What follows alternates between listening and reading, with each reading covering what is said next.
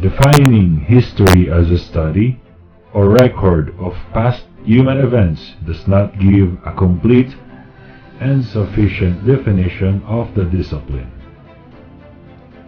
The working definitions of history offered by progressive historians were formed out of our constant search for national identity that may push for the development of national consciousness. The Greek philosopher Aristotle used the word history, which meant a systematic account of a set of natural phenomena, whether or not chronological ordering was a factor in the account. History deals with the study of past events presented in chronological order and often with explanation. Others define it as his story or kasaysayan in Tagalog term, which composed of two words saysay and salaysay. Individuals who write about history are called historians. They seek to understand the present by examining what went before.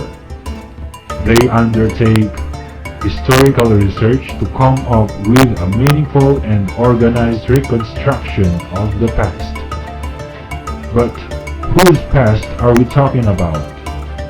This is a basic question that a historian needs to answer, because this sets the purpose and framework of a historical account. Hence, a salient feature of historical writing is the facility to give meaning and impart value to a particular group of people about their past.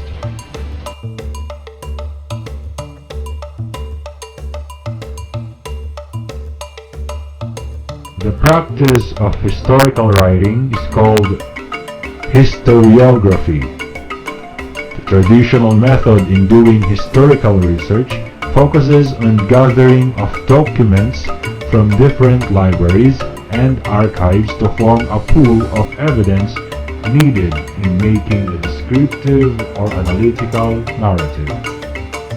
However, modern historical writing does not only include examination of documents, but also the use of research methods from related areas of study such as archaeology and geography.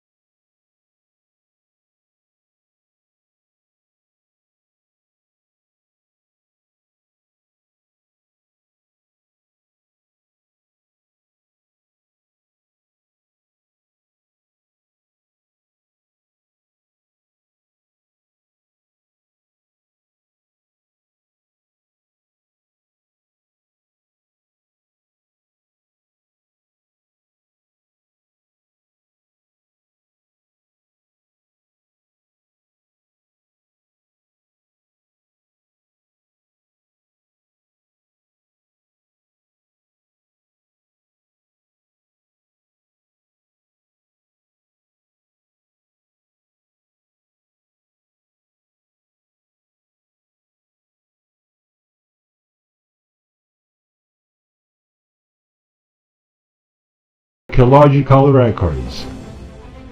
These records are preserved remains of human beings, their activities, and their environment. Under archaeological records are fossils and artifacts.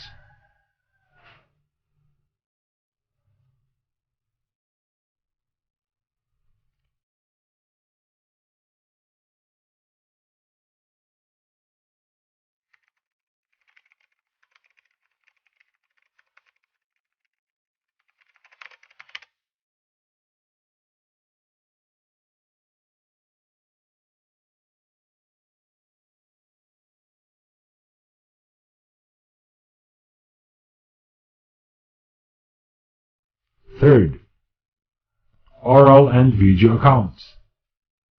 These are usually recorded in video and audio cassettes and compact discs. Aside from scholars, media people also use oral and video accounts as part of their news and public affairs work.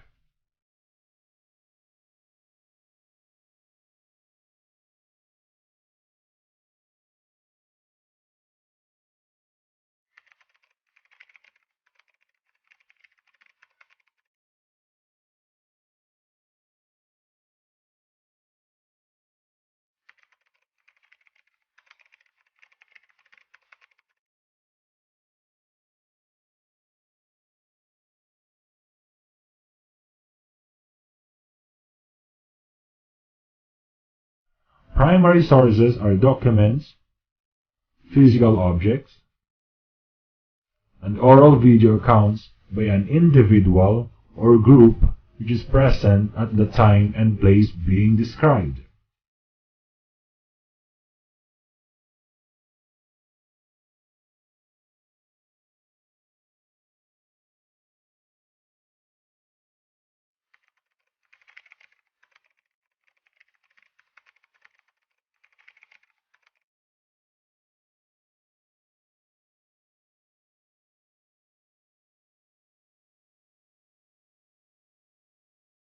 Secondary sources are materials made by people long after the events being described had taken place.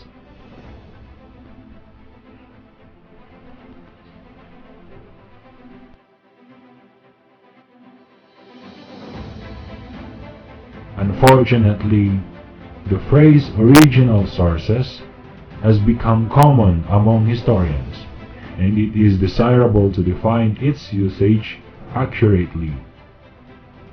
It is best used by the historian in two senses.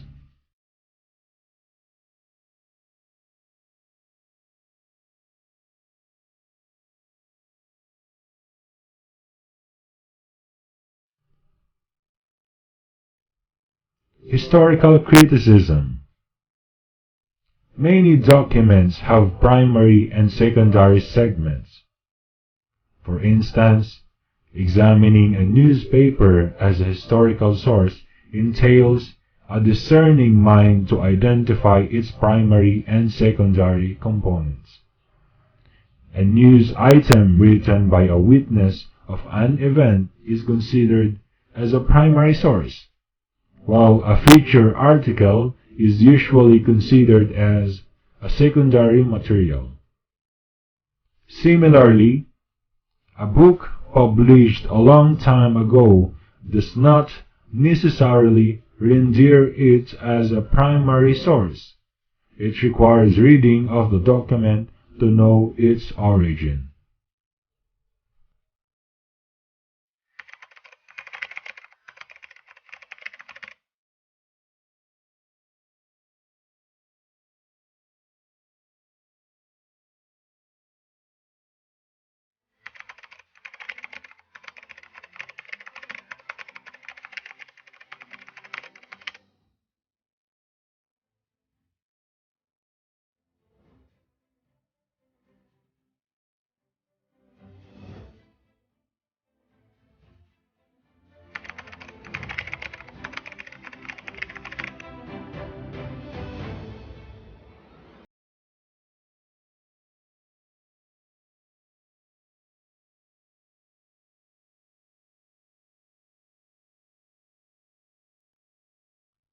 Philippine historiography has changed significantly since the 20th century. For a long time, Spanish colonizers presented our history in two parts: a period of darkness or backwardness before they arrive, and a consequent period of advancement or enlightenment when they came. Spanish chroniclers wrote a lot about the Philippines, but their historical accounts emphasize the primacy of colonization to liberate Filipinos from their backward, barbaric lifeways. In the same manner, American colonial writers also shared the same worldview of the predecessors by rationalizing their colonization of Filipinos as a way to teach the natives the civilized lifestyle, which they said the Spaniards forgot to impart, including personal hygiene and public administration.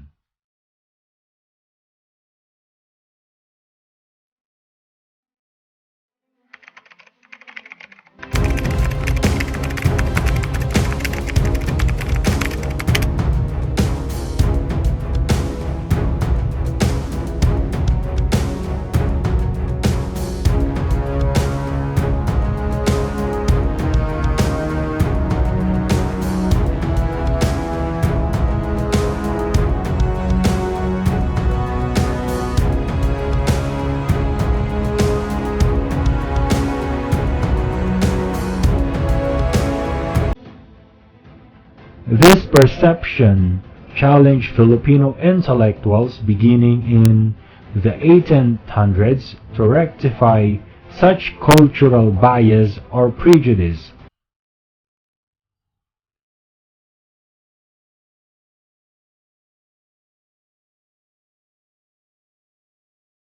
This spurred the emergence of Filipino scholars who challenged the narrow view of colonial narratives and developed historical writing from the viewpoint of a nationalist agenda.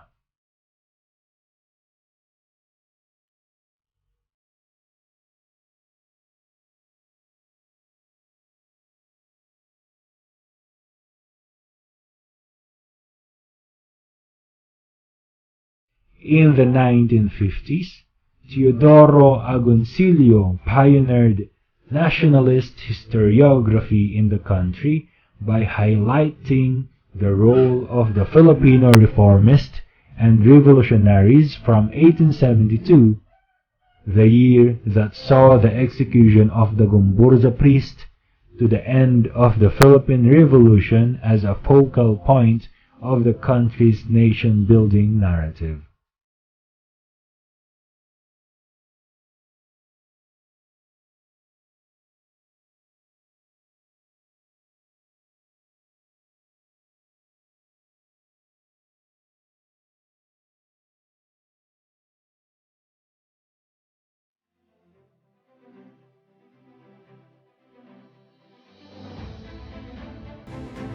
The discourse of lost history was not accepted by another known scholar, Renato Constantino, whose published work entitled The Miseducation of the Filipino.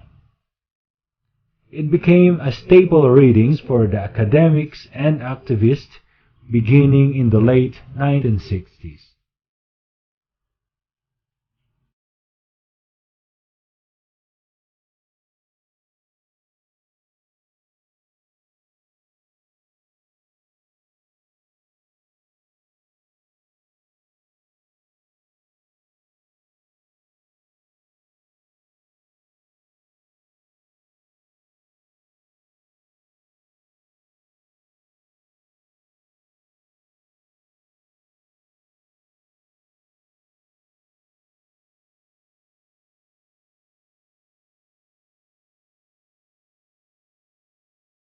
Other Filipino historians set new directions in redefining Philippine historiography in the last 30 years of the 20th century. The first of these scholars is Zeus Salazar, who conceptualized pantayong pananaw.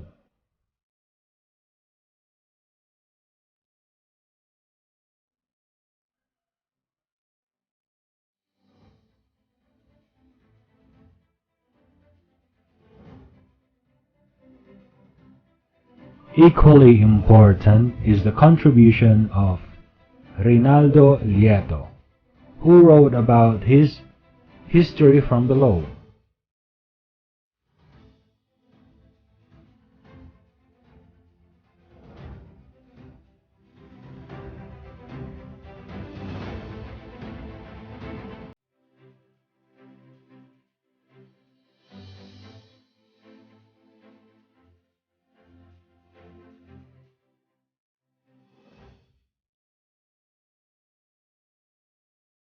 There is also Samuel Tan, another prolific historian who is best remembered for mainstreaming the role and relevance of Filipino Muslims in the country's national history.